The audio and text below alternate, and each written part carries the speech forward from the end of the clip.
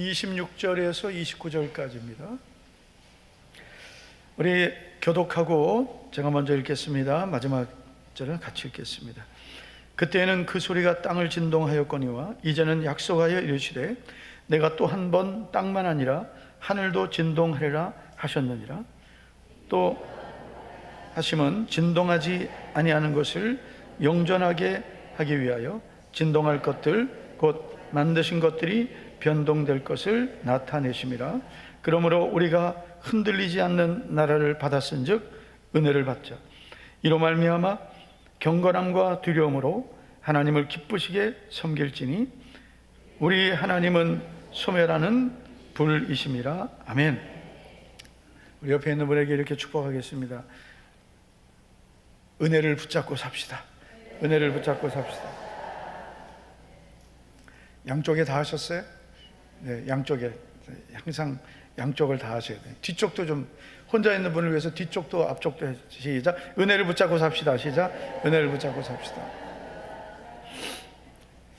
전 세계 그리스도인들이 가장 많이 부르는 찬송가가 있다면 어떤 찬송일까요? 아마 찬송가 305장 나 같은 죄인 살리신 이라는 찬양일 겁니다. 지난번 총회 마지막 이제 날에 총회를 마치고 세계 개혁주의 그 협회 그 모임이 있었는데 거기에 이제 여러 나라에서 오신 목사님들 그리고 또 교회 지도자들이 오셨는데 그때 이 305장 어메이징 그레이스 영어로 불렀습니다. 왜냐하면 이거는 전 세계 그리스도인들이 다 아는 찬송이기 때문입니다. 이 찬송의 영어 제목 어메이징 그레이스, 놀라운 은혜입니다. 그런데 여러분, 이 존 뉴턴, 이 찬송가의 가사를 쓴 존 뉴턴은 아주 이 찬송을 만들게 된 특별한 그 배경이 있습니다. 존 뉴턴의 어머니는 믿음의 어머니였습니다. 그런데 11살이 되었을 때 그의 어머니가 세상을 떠나게 됩니다. 그리고 그때부터 이 존 뉴턴은 타락하고 방탕한 길에 빠지게 되는데 결국은 무슨 일을 하게 되냐면 노예 무역을 하는 노예선 선장이 됩니다. 노예선 선장이 돼서 이제 노예를 사다가 팔고 노예를 사다 팔고 아프리카 노예를 사다가 팔고 이렇게 했는데 그러던 중에 1748년 3월 21일 항해 중에 태풍을 만나게 되고 그 태풍 속에서 죽음의 두려움을 겪게 됩니다. 그리고 이때 하나님 앞에 자신이 지은 죄들 그리고 자신이 노예 무역을 한 것을 회개하게 되고 그리고 신학을 공부해서 결국은 목사가 되었습니다. 그리고 목사가 되고 나서 노예 무역 폐지 운동을 하게 되고 그의 영향을 받은 영국 의회는 1807년 노예 무역을 폐지합니다. 그래서 이런 그 배경을 가지고 있으니까 이 존 뉴턴이 자기가 예수님을 믿게 되고 거기다가 또 목사가 된 것은 이건 놀라운 은혜라는 고백을 하는 거예요. 우리 찬송가 제목은 나 같은 죄인 살리신 이렇게 되어 있지만 원래 제목은 놀라운 은혜입니다. 뭐가 놀라운 은혜예요? 나 같은 죄인을 구원해 주신 게 놀라운 은혜라는 거죠. 존 뉴턴은 죽기 전에 이런 고백을 남겼습니다. 나는 큰 죄인이요 예수님은 큰 구주이시다. 나는 큰 죄인이라고 했습니다. 그리고 예수님은 나 같은 죄인을 구원하신 큰 구주이시다. 그래서 존 뉴턴의 삶을 보면서 우리는 이렇게 말할 수 있습니다.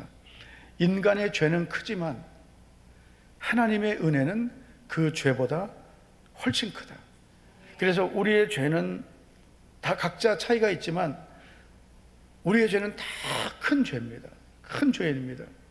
그렇지만 하나님 은혜는 더 큰 줄 믿습니다. 나 같은 죄인이 구원받은 것 하나님의 은혜입니다. 그리고 우리는 계속해서 이 은혜 속에서 살아야 될 줄 믿습니다. 하나님의 자녀인 우리들은 하나님의 은혜 속에 살아갈 때 가장 아름답습니다. 성도가 언제 제일 아름다우냐? 은혜 받았을 때. 은혜 받았을 때는 천사의 얼굴 같고 그 은혜가 떨어지면 어떻게 될까요? 네. 나는 말 안 해서 마귀같이 된다. 똑같은 사람이 은혜가 있을 때와 은혜가 없을 때가 완전히 다른 거예요. 하나님의 은혜 속에 있을 때 가장 아름답고, 하나님 은혜가 떠나면 가장 추해지는 게 인간입니다. 특별히 여러분, 하나님 은혜가 떠나면 하나님을 기쁘시게 할 수 없습니다. 그래서 우리에게 정말 필요한 것은 하나님의 은혜인 줄 믿습니다. 그래서 오늘 히브리서 12장 28절을 보면 히브리서 저자를 통해 하나님께서 이렇게 말씀하시죠. 은혜를 받자. 우리에게 필요한 것은 하나님 은혜이고, 그 은혜는 우리가 사모하고 받아야 됩니다. 이 은혜를 받자라는 에코멘 카린이라는 단어는 은혜를 붙잡자라는 뜻입니다.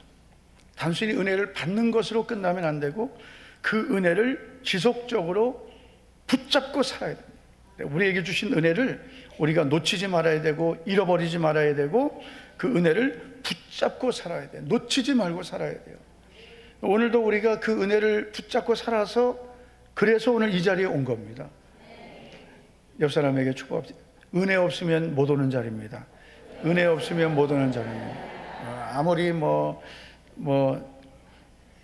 내가 노력해도 생각으로 되는 게 아니에요. 우리가 주님 앞에 나오는 것은 은혜로만 나오는 거예요. 하나님 은혜로 우리는 이 자리에 나오게 된 것입니다. 그래서 이 은혜를 끝까지 붙잡고 살아야 됩니다. 다른 거는 우리가 잃어버려도 은혜는 잃어버리지 말아야 됩니다. 우리가 세상을 살다 보면 잃어버릴 수 있는 것들이 있잖아요. 그러나 그 세상의 것은 잃어버릴지라도 은혜는 잃어버리지 말아야 돼요. 그런 말 있잖아요. 돈을 잃어버리는 것은 조금 잃어버리는 것이고, 건강을 잃어버리는 것은 다 잃어버리는 것이다. 그런데 은혜를 잃어버리는 것은 영혼을 잃어버리는 거예요. 가장 잃어버리지 않아야 되는 게 바로 은혜인 줄 믿습니다. 그래서 우리는 은혜를 붙잡고 살아야, 그래야 끝까지 믿음을 지킬 수 있고 끝까지 하나님 기뻐하시는 사람이 될 수 있습니다. 자, 그래서 오늘 말씀에서 은혜를 받자, 은혜를 붙잡고 살자, 이렇게 말씀하고 있는데, 왜 우리는 하나님 은혜를 붙잡고 살아야 할까요? 하나님 은혜를 붙잡고 살아야 하는 중요한 두 가지 이유가 있습니다. 첫째는 세상의 모든 것은 흔들리기 때문입니다. 우리가 이 세상의 것을 보면서 뭘 알아야 되냐면, 세상 것은 다 흔들린다. 그러므로 이 흔들리는 것을 붙잡으면 어떻게 돼요? 내 마음이 흔들리게 되고, 내 삶이 흔들리고, 내 믿음이 흔들리는 거죠. 그래서 이 세상의 것은 다 흔들리는 거기 때문에 세상 것을 붙잡고 살면 안 된다. 여러분, 오늘 우리가 26절부터 읽었는데 26절을 다시 보시면 이렇게 말씀합니다. 그때에는 그 소리가 땅을 진동하였거니와 이제는 약속하여 이르시되 내가 또 한 번 땅만 아니라 하늘도 진동하리라. 자, 하나님 뭐라고 하시는 거예요? 그때도 진동하게 하셨다. 그때. 그리고 이제도 진동하게 하리라 하셨습니다. 그래서 그때와 그리고 내가 또 한 번, 그때, 그 과거 일이죠. 그리고 이제 또 한 번 진동하겠다 하셨어요. 이 말씀의 의미를 우리가 알고, 우리가 붙잡아야 될 것은 세상의 것이 아니구나. 세상의 것은, 모든 것은 다 흔들리기 때문에 세상의 것을 붙잡으면 우리의 인생 자체가, 믿음 자체가 다 흔들립니다.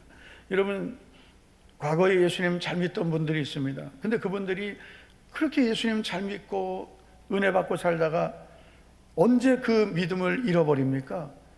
은혜를 붙잡고 살아야 되는데 은혜가 아니라 다른 걸 붙잡은 거예요. 변하는 세상, 변하는 사람, 변하는 세상의 이 방법을 붙잡고 사니까 결국은 그게 흔들릴 때 세상은 다 흔들리기 때문에 그 흔들리는 것을 붙잡으니까 내가 같이 흔들리는 거죠. 그래서 여러분, 흔들리는 것을 붙잡으면 안 된다. 자, 하나님께서 두 가지를 중요하게 말씀하셨어요. 첫째는 그때, 과거의 진동입니다. 그때는 그 소리가 땅을 진동하였다. 이 사건은 뭘 말하냐면 과거 시내산에서 하나님이 나타나셨던 때를 말하는 거예요. 이스라엘 백성들이 애굽에서 나와서 시내산에 도착합니다. 그러니까 구원받고 이제 막 얼마 안 된 3개월 정도 지난 때입니다. 시내산에 도착했습니다. 그리고 하나님의 모세를 시내산으로 부르시고 40주 40야를 그곳에 있게 하시고, 그리고 모세를 통해서 하나님의 말씀을 주십니다. 그리고 하나님께서 뭐라고 말씀하셨냐면, 내가 저들에게 나타날 것인데 저들이 나를 만나기 전에 3일을 준비하게 해라 했어요. 그래서 옷을 빨고 자신을 정결하게 하고 하나님을 만날 준비를 하게 하라. 그리고 절대로 이 산 가까이 올라오지 못하게 하라 했습니다. 그러면 죽을 것이다. 왜냐하면 죄인인 인간이 하나님께로 너무 가까이 오면 안 된다는 거죠. 그 율법 시대이기 때문에 그렇습니다. 그런데 하나님이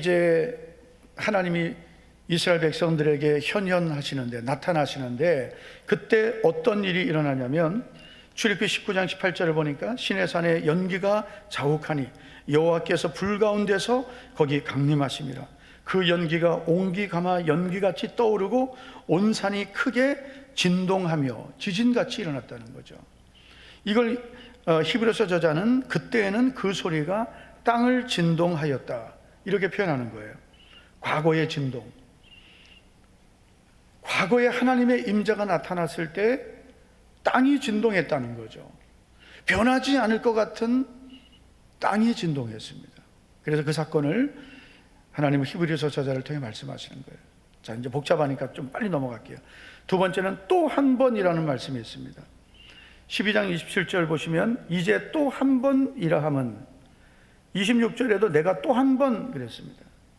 또 한 번 뭘 하신다는 거냐면, 땅만 아니라 하늘도 진동하게 하리라 했어요. 그때는 시내산에서는 땅만 흔들렸습니다. 그런데 내가 또 한 번 앞으로 하나님이 미래의 진동을 말씀하셨어요. 그때는 땅만 아니라 하늘도 진동하리라. 자, 이게 무슨 말씀일까요? 질문. 자, 이 무슨, 또 한 번 땅만 아니라 하늘도 진동하리라. 26절 보시면, 그때는 그 소리가 땅을 진동하였거니와 하나님의 음성이 들려졌을 때 땅이 진동했다는 거죠. 그런데 내가 또 한 번 땅만 아니라 하늘도 진동하리라 하셨다. 자, 이게 무슨 사건일까요? 미래에 있게 될 땅과 하늘이 진동할 사건, 다 짐작하셨죠? 바로 예수님의 재림과 심판입니다. 그래서 여러분, 과거에도 이 세상의 것은 하나님 앞에 흔들리는 세상이에요. 마지막 때도 이 세상의 모든 것은 다 흔들린다는 거죠. 이 세상의 것은, 이 세상은 다 지나가는 거예요. 진동하는 거예요. 흔들리는 거예요. 그래서 오늘 히브리서 저자를 통해서 이렇게 말씀하는 거예요. 그때에도 땅이 진동했고 또 한 번 땅만 아니라 하늘도 진동할 것이다. 다 흔들린다는 거죠. 그런데 우리는 28절을 보면 흔들리지 않는 나라를 받았다는 거죠. 이 세상의 모든 것은 다 흔들린다. 땅도 흔들리고 하늘도 흔들린다. 그러므로 이 흔들리는 세상의 것을 붙잡지 말고 우리는 흔들리지 않는 나라를 받았기 때문에 흔들리지 않는 이 나라의 백성으로 살려면 은혜를 받아야 된다는 거죠. 안 그러면 우리가 은혜 없이 이 세상을 살면 흔들리지 않는, 변하지 않는 하나님의 나라를 바라보지 못하고 자꾸 변하고 흔들리는 것을, 이 세상을 바라보고 사는 거예요. 그래서 은혜를 받아야 세상의 것을 바라보지 않고 주님의 나라를 바라보게 되는 거예요. 그래서 은혜 받은 것만큼 보이는 거죠. 또 우리가 이제 예수님 믿으면서 날마다 은혜를 받는 거잖아요. 할렐루야. 날마다 은혜를. 왜 날마다 은혜를 받냐? 날마다 새로운 거예요. 하나님의 은혜는 내가 준비된 만큼 내가 받는 거예요. 그러니까 은혜가 항상 똑같지 않습니다. 내가 변화되면 은혜가 더 많고 내가 바라보는 것만큼 은혜는 부어지는 거예요. 하나님의 말씀, 성경 66권이 이게 여러분, 우리가 평생을 이 말씀을 붙들고 사는데, 이 말씀이 생명 있는 하나님 말씀인데, 그래서 우리가 성경을 보면 까만 건 글자요 하얀 건 종이요, 이게 아닙니다. 요즘은 모니터 아니면 또 스마트폰 보니까 까만 건 글자요, 액정은, 요즘 액정이 이 성경이 된 게 아주 불행한 겁니다. 예. 참 안타까워요. 성경을 안 들고 다니는, 성경 좀 들고 다니시기를 축복합니다. 예. 이 성경 공예가 망하려고 그래요. 이제 안 팔려, 성경이. 그래가지고 오죽하면 성경을 자꾸 바꾸잖아요. 찬송가도 바꾸고. 바꿀 게 뭐 있어요? 뭐 번역을 바꾸면 뭐 얼마나 성경의 의미를 안다고. 예전 번역이 훨씬 좋아요. 근데 어쨌든 성경은 똑같은데 왜 자꾸 성경을 통해 은혜를 받습니까? 새로운 것이 보이는 거예요. 시편 119편의 저자의 고백처럼 내 눈을 열어 주의 법에 놀라운 것을 보게 하옵소서. 눈이 열리면은 주님의 말씀이 더 놀랍게 보이는 거예요. 안 보이던 게 보이는 거죠. 여러분, 말씀도 그래요. 안 들리던 게 들리는 게 은혜예요. 그 똑같은 말씀인데 어떤 성도는 주의 음성이 들리고 어떤 성도는 자전거처럼 들리고 똑같은 말씀인데 왜 그래? 내가 은혜가 있는 만큼 그 은혜를 또 받는 것입니다. 근데 은혜가 떨어질수록 우리는 자꾸 세상 것을 붙잡게 돼 있어요. 은혜가 떨어지면 자꾸 세상 게 더 커 보이고 변하는 것을 따라가게 됩니다. 근데 은혜를 받으면 받을수록 흔들리는 세상 것이 아니라 흔들리지 않는 영원한 것을 붙잡게 됩니다. 여러분, 세상도 변하고 재물도 변하고 세상의 명예도 변하고 사람도 변하고 다 변합니다. 나도 변합니다. 그래 흔들리는 것을 잡으면 나는 항상 방황하고 삽니다. 그래서 하나님께서는 너희는 흔들리는 세상을 붙잡지 말고 흔들리지 않는 하나님의 나라를 붙잡고 살아라. 그러기 위해서는 너희의 의지와 노력으로 살지 말고 은혜를 붙잡고 살라 하신 겁니다. 우리 은혜를 붙잡고 날마다 은혜를 붙잡고 살기를 축복합니다. 그래서 흔들리지 않는 하나님의 나라를 붙잡고 살기를 축복합니다. 두 번째, 하나님의 은혜를 붙잡고 살아야 하는 이유는 경건함과 두려움으로 살아야 하기 때문입니다. 자, 우리 28절을 같이 한번 앞에 보시고 읽겠습니다. 시작. 나라를 받았은즉 은혜를 받자. 아니, 그만 읽으셔도. 방송실아, 여기 봐라. 앞에. 그렇지. 네. 흔들리지 않는 나라를 받았은즉 뭘 받자? 은혜를 받자 그랬어요. 네. 흔들리지 않는 나라를 받았은즉 우리는 그 하나님의 나라, 변하지 않는 세상의 모든 것은 땅도 흔들리고 하늘도 흔들린다 그랬어요. 그러나 하나님의 나라는 흔들리지 않습니다. 그 나라의 백성으로 살려면 은혜를 받아야 돼요. 그리고 그 은혜를 받으면 우리에게는 아주 중요한 변화가 나타납니다. 그 변화는 무엇입니까? 다시 한번 28절을 보시면 그러므로 우리가 흔들리지 않는 나라를 받았은즉 은혜를 받자. 이로 말미암아 경건함과 두려움으로 하나님을 기쁘시게 섬길지니. 은혜를 받아야, 그래야 우리는 경건함과 두려움으로 하나님을 기쁘시게 하며 섬길 수 있다는 거죠. 여러분, 그러므로 은혜는 선택이 아닙니다. 반드시 받아야 되고 반드시 붙잡아야 됩니다. 네. 참 제가 얼마 전에 말씀드렸습니다만 예전에 참 우리 한국교회 성도들은 은혜 받으려고 막 은혜를 받으려고요. 은혜 받을 방법을 그냥 어떻게든 은혜 받으려고. 하나님은 은혜를 구하라 하셨어요. 할렐루야. 지금은 은혜 받을 때요. 지금이 구원의 날로다. 그래서 은혜 받으려고요. 정말 간절하게 은혜를 사모했습니다. 그래서 은혜 주실 때까지 기도하고 은혜 받을 때까지 하나님 앞에 엎드리고, 그래서 은혜를 받는 것이 교회 오는, 물론 하나님께 예배를 드리고 영광을 올려드리지만 그 하나님이 받으신 예배와 기도를 받으신, 또 찬송과 섬김을 받으신 그 결과로 주시는 게 은혜거든요. 그래서 우리는 은혜를 받아야 돼요. 은혜를 받은 만큼 사는 거예요. 그래서 그냥 기도의 자리를 사모하고 부흥회를 사모하고 1년에 2번은 부흥회하고 부흥회하면은 그냥 우리 교회 부흥회만 오는 게 아니라 다른 교회 부흥회, 그러니까 요즘에는 다른 교회 부흥회도 안 가고 우리 교회 부흥회도 안 오잖아요. 예. 참 보통 문제가 아니에요. 우리 교회도 부흥회 하면은 주일에 오는 성도들 4분의 1밖에 안 와요.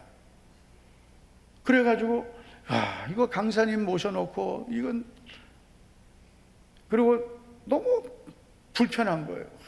성도들이 와서 은혜를 받아야 되는데, 은혜를 받고 그 은혜 받은 만큼 사는데 뭐가 그렇게 바쁘신지 은혜 받는 자리도 안 오고, 그러니까 교회마다 이제 점점점 부흥회도 없어지고, 그리고 금요 심야 기도회, 철야 기도회가 심야 기도회 됐잖아요. 이제는 심야 기도회도 없어졌어요. 초저녁 기도회가 됐어요. 저녁 기도회. 이것도 없어졌어요. 수요 예배 드리고 기도회 하는 게 안 모이니까. 그런데 안 모인다고 자꾸 줄여가면 나중에는 없어집니다. 그래서 우리는 계속 은혜 받는 자리를 잃어버리지 말고 은혜 받는 자리를 사모하기를 축복합니다. 자, 은혜를 받아야 할 중요한 3가지 이유가 나오죠. 첫째는 경건을 위해서입니다. 28절을 보면 은혜를 받자 이로 말미암아 경건함과 그랬어요. 이 경건함이란 하나님 앞에서 거룩하게 살려는 태도입니다. 그래서 하나님 앞에서 내가 거룩하게 살려는 그런 태도가 경건이에요. 그리고 경건할수록 하나님 앞에서 살게 되는 겁니다. 여러분, 내가 왜 은혜 받아야 돼요? 은혜를 받아야 경건함을 갖게 되는 거예요. 은혜가 없으면 어떻게 돼요? 교회 와서는 이렇게 경건한 것 같은데 교회 또 나가면 경건을 잃어버려요. 제가 오늘 그 목사님들 모임이 있었습니다. 갔는데 이제 제가 이 양복은 아니고 다른 양복 입었는데 여기 우리 교단 배지예요. 이거 보면은 이제 저분 우리 교단 분들은 다 알아요. 저분은 목사님이나 장로님이겠다 이거 알아요. 근데 저는 이제 이거 이렇게 달고 있다 아무 생각 없이 달고 간 거예요. 원래 갈 때는 빼고 가는데 달고 간 거예요. 그랬더니 다들 그러면 2사람만 딱 들어가서 12명 중에. 그래서 목사님 이걸 달고 다니냐고. 그래서 다른 말 안 했어요. 그냥 가만히 있었습니다. 여기 십자가도 있고 십자가가 있단 말이에요. 근데 예전에는 근데 이게 참 중요한 것 같아요. 이거 달면은 이거 달고 이상한 데 못 갑니다. 예전에 우리 성도님, 여자 성도님들은 무조건 예수님 믿으면 십자가 목걸이였어요. 십자가 목걸이 여기. 그때 그 목걸이를 가지고 있었으면 지금 돈이 얼마냐요? 지금 여러분 사는 게 거의 80만 원 넘는데요. 80만 원이. 집에 금 있는 분들은 팔지 마시고 잘 갖고 계시고요. 근데 십자가 목걸이 다 했어요. 근데 요즘에는 예수님 믿는 분들은 안 하고 예수님 안 믿는 사람들이 십자가를 해. 액세서리로. 그래가지고 귀에도 걸고 목에도 막 겁니다. 십자가를. 근데 저분 예수님 안 믿는 거예요. 그냥 장식하는 거예요. 우리 예수님 믿는 분들이 예전에는 십자가 목걸이, 여자 성도님들, 그러면 저분은 어딜 가나 저분은 그리스도인이구나 이렇게 알았단 말이에요. 여러분, 우리는 어디에 가든지 그런 내가 십자가를 걸고 또 배지를 하고 옷을 어떻게 입어야 그래야 내가 행동을 조심하는 게 아니라 우리는 은혜를 받으면 어디에 있든지 하나님 앞에서 살아갑니다. 우리에게 은혜가 필요한 거예요. 여러분, 은혜 받기를 축복합니다. 두 번째는 하나님을 경외하기 위해서 은혜를 받아야 합니다. 28절을 보시면 은혜를 받자 이로 말미암아 두려움으로 그랬어요. 이 두려움이라는 단어, 이 포보스는 이 경외라는 뜻입니다. 우리가 하나님을 경외한다 이런 말 많이 하잖아요. 이 경외한다는 것은 뭐냐면 하나님을 가볍게 여기지 않고 존중히 여기는 태도입니다. 아까 경건이란 하나님 앞에서 거룩하게 살려는 태도라 그랬어요. 하나님 앞에서. 그리고 두려움이란 하나님을 가볍게 여기지 않고 존중하는 태도입니다. 사실 여러분, 이 경외함이 왜 중요하냐? 우리가 은혜가 있어야 하나님을 경외하는데 두려워한단 말이에요. 근데 은혜가 떨어지면 하나님을 두려워하지 않습니다. 맘대로 삽니다. 그냥 내 맘대로 살 거야. 참견하지 마. 막 이렇게 사는. 하나님도 참견하지 마세요. 내 맘대로 내가 하고 싶은 대로 살 거야. 하나님을 두려워하지는 않아요. 두려워하지 않는다니까. 은혜를 받아야 항상 하나님을 두려운 마음으로 바라보는 거예요. 경외하는 거예요. 이 두려움이라는 것을 부정적으로 보지 않으셔야 됩니다. 여러분, 우리가 예수님 믿으면서 하나님을 사랑의 하나님, 좋으신 하나님, 은혜로우신 하나님, 그런 하나님 믿습니다. 그러나 하나님은 또 공의의 하나님이시고 우리가 두려워해야 할 하나님이십니다. 그래야 여러분 우리의 믿음이 경건해지는 거예요. 하나님을 두려워할 줄 알아야 우리의 믿음이 세상으로 안 가는 거예요. 너무 은혜를 우리가 오해해가지고 하나님 은혜는 우리가 아무렇게나 해도 다 용서해 주시고 사랑하시는 게 은혜다. 안 그렇습니다. 이 은혜를 받은 사람은 그 은혜 받은 결과로 경건함과 두려움을 갖게 되는 거예요. 은혜 받았기 때문에. 그래서 은혜가 떨어지면 어떻게 돼요? 경건함도 잃어버리고 두려움, 경외함도 잃어버리는 거예요. 은혜 받은 만큼 경건해지고 은혜 받은 만큼 경외심을 갖게 되는 거예요. 우리 옆에 사람에게 눈을 똑바로 째려보셔야 돼요. 은혜 받아야 경건해지고 은혜 받아야 경외합니다. 저기 세민아, 너는 왜 안 하는? 너 옆에 해. 후이라고 해야지. 옆에 싸웠어? 왜 멀리 떨어져 앉았어? 이렇게 할 때 옆에 좀 붙어 앉아가지고. 그렇지, 세민이. 세민이 오늘 일찍 왔냐? 예배 시간 일찍 왔어? 조금 늦게 왔어? 이제 앞으로 조금 일찍 와. 알았지? 제가 이제 다이어트를 심하게 해가지고요, 자꾸 예배 시간을 늦어요. 너 그러면 확 살찌게 해버릴 거야. 자, 옆에 사람에게 은혜 받아야 경건해지고 은혜 받아야 하나님을 경외합니다. 자, 은혜를 받아야 되는 이유 세 번째는 하나님을 기쁘시게 섬기기 위해서입니다.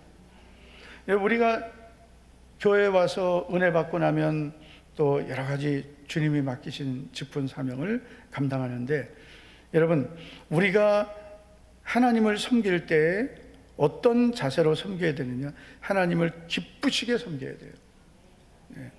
하나님을 기쁘시게 섬겨야 되는데, 이 섬길진이라는 이 단어의 의미는 예배적인 섬김입니다. 그래서 이 원어의 의미는 예배적 섬김이다. 예배를 드리듯이 섬기는 거예요.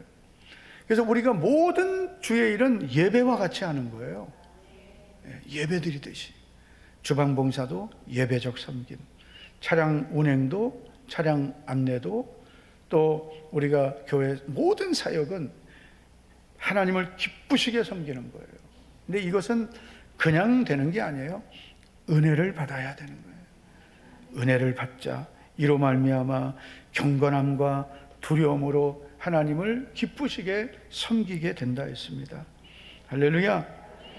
여러분, 우리 은혜 받읍시다. 그래서 경건한 믿음을 갖게 되고 하나님을 경외하는 믿음의 사람이 되고 하나님을 기쁘시게 섬기게 되기를 주님의 이름으로 축복합니다. 할렐루야. 그러니까 은혜 받으면 다 되는 거예요. 은혜만 받으면 저절로 변화돼요. 경건해지니까.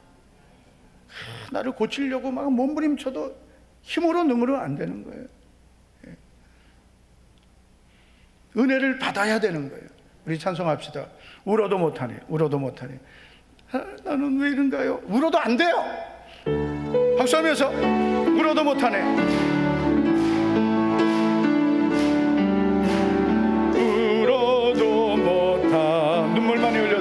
눈물 많이 흘려도 죄를 씻지 못하고 울어도 못하네. 울어도 못한 십자가에 달려서 예수로 난 가겠네.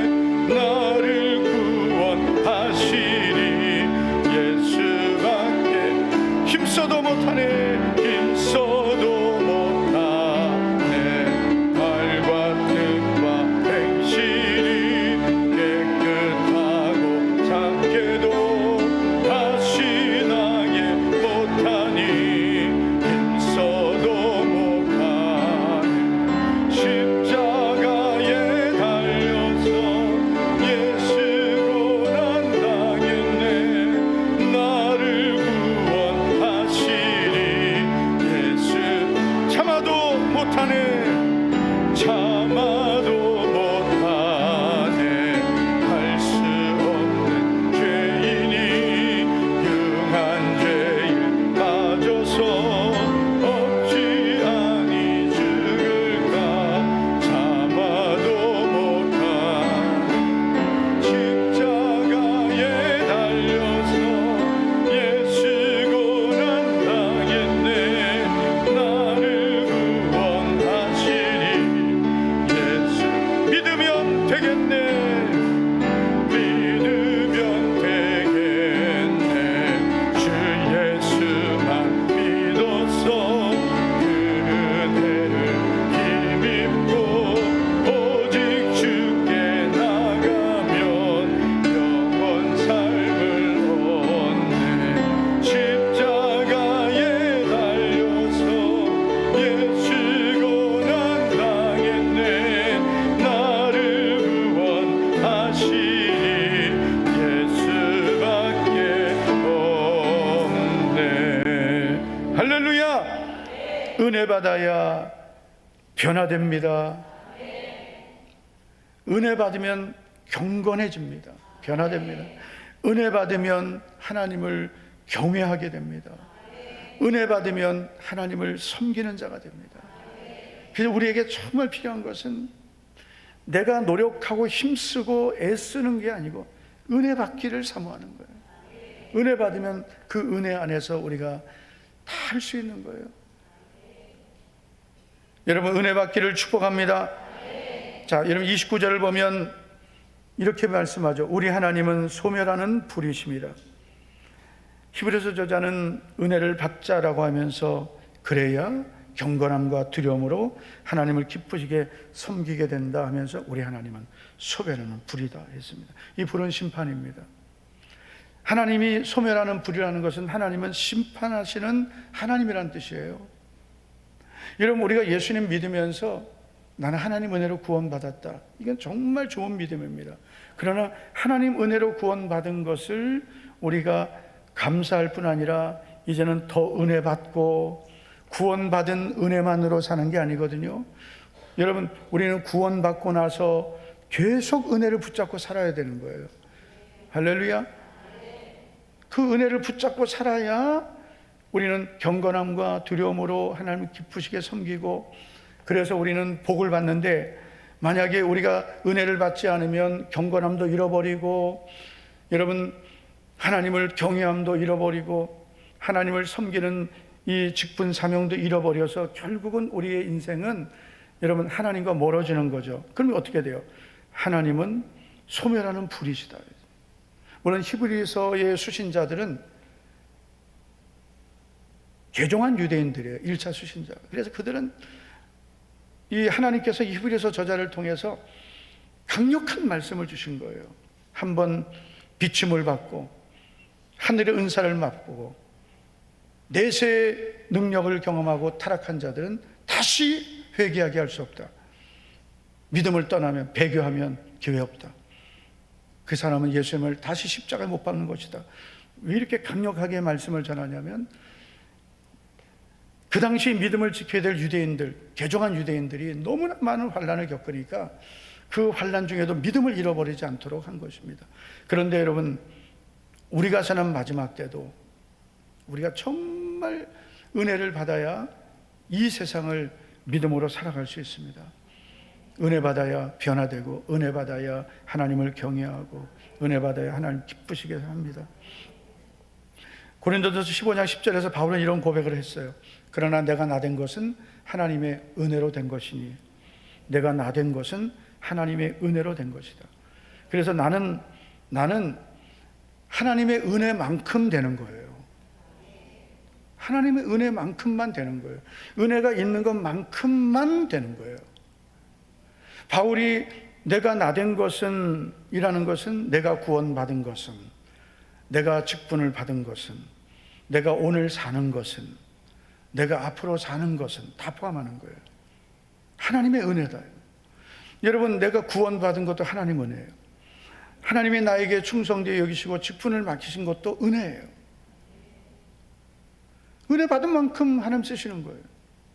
내가 나된 것, 오늘 내가 사는 것도 하나님 은혜예요. 앞으로도 하나님 은혜로 사는 거예요.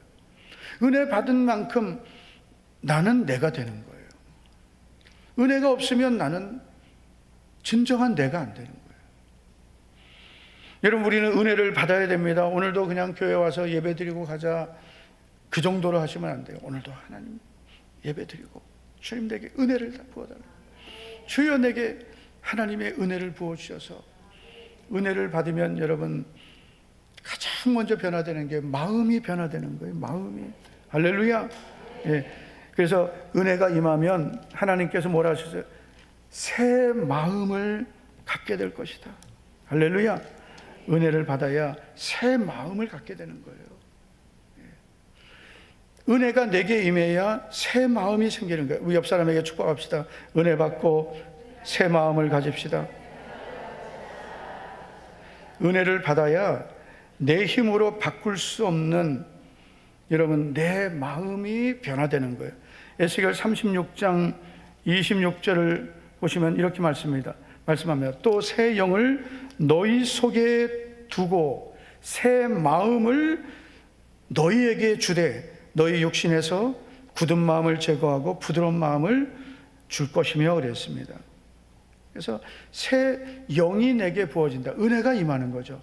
은혜가 내 마음에 부어지면 내 마음이 새로워지는 거예요. 그리고 여러분, 은혜 받아야 순종합니다. 27절을 보면 또 내 영을 너희 속에 두어 너희로 내 율례를 행하게 하리니 너희가 내 규례를 지켜 행할 것이다 이랬습니다. 은혜 받아야 마음이 변화되고요. 마음이 변화되면 어떻게 돼요? 왠지 같은 사람이 사랑하게 되고, 할렐루야. 내 마음이 부드러워지는 거예요. 새 마음이 되는 거예요. 그러니까 사람도 다르게 보이고 환경도 다르게 보이고 마음이 달라지니까요. 은혜를 받으니까 주의 율례를 순종하게 되는 겁니다. 할렐루야.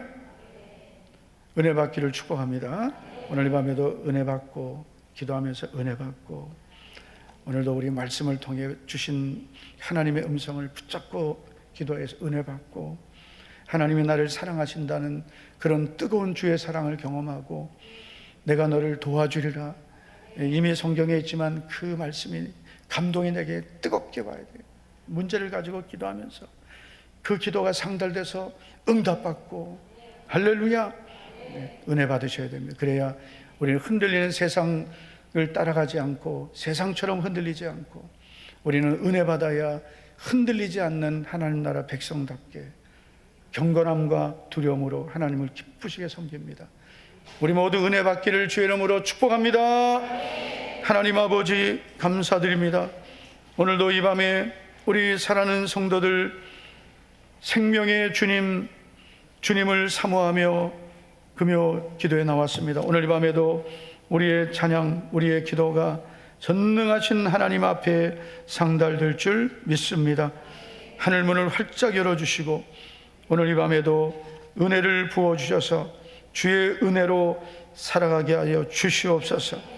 주의 은혜로 변화되고 주의 은혜로 하나님을 더 사랑하고 주님의 은혜로 기쁘시게 하나님을 섬기는 우리 모든 성도들이 되게 하옵소서. 오늘 이 밤에도 주님 가지고 온 문제 주께 맡기고 기도할 때 해결해 주시며 우리 연약한 육신 주님의 보혈로 치료해 주시고 성령의 불로 태워 주시옵소서.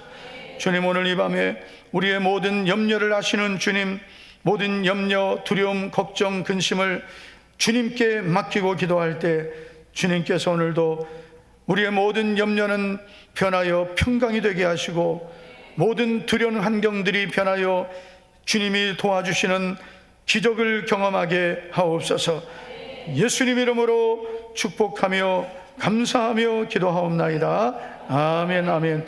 우리 다 같이 우리 자리에 일어나셔서 너 근심 걱정 와도 이 찬양 우리 하겠습니다. 어려운 일을 당해도 너 근심 걱정 와도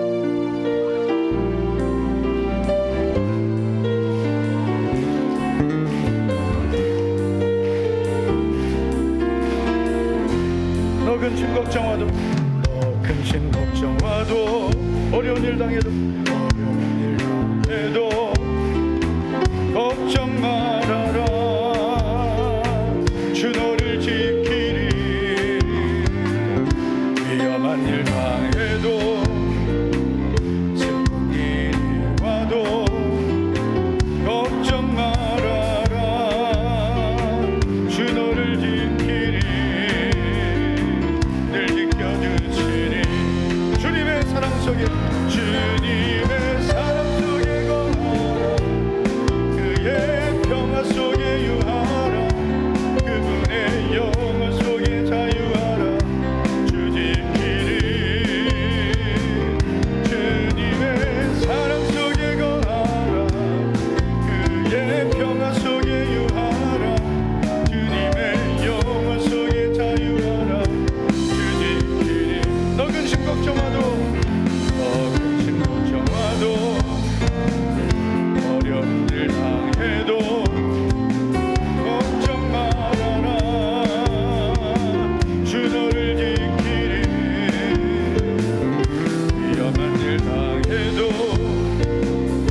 어려운 일 와도 걱정 말아라. 주 너를 지키리. 늘 지켜주시리. 주님의 사랑 속에 주님의 사랑 속에 거하라. 주의 평화 속에 유하라. 그분의 영원 속에 자유하라. 주 지키리. 주님의 사랑 속에 거하라. 그의 평화 속에 유하라. 그분의 영원 속에 자유하라. 주님의 사랑 속에 거하라. 주님의 사랑 속에 거하라. 그의 평화 속에 유하라. 그분의 영원 속에 자유하라. 주 지키리. 주님의 사랑 속에 거하라. 그의 평화 속에 유하라. 주님의 영원 속에 자유하라. 주 지키리. 예수님 목마릅니다. 예수님 목마릅니다. 오시어 기름 부으소서. 오시어 기름 부으소서. 주님을 사모합니다. 주님을 사모합니다.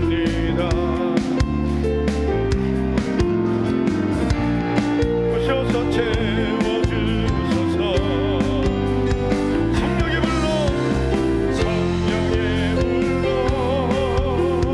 성령의 불로 임하소서. 임하소서. 성령의 불로 성령의 불로 기름 부으소서. 기름 부으소서. 불같은 사람들입니다. 불같은 사람